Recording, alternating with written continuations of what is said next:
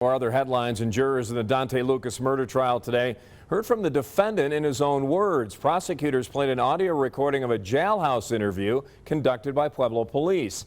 Andy Cohen picks up our coverage. Day 12. He's live tonight from the courthouse. Andy?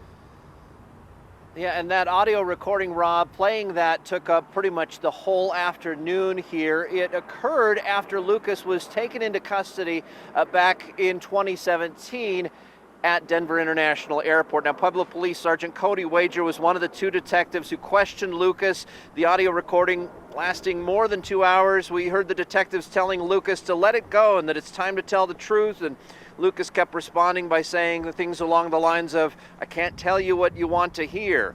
The story that Lucas gave them is that on the night Kelsie disappeared, she drove to Pueblo from Denver to visit him. They were both at his grandmother's, where they drank alcohol, smoked weed, and used cocaine. He said his mom walked in on them and was upset at seeing Kelsie, and then at some point he passed out and didn't see Kelsie after that.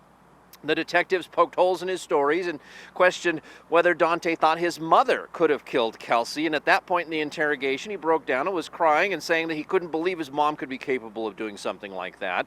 Jurors also heard from CBI agent Kevin Torres earlier in the morning.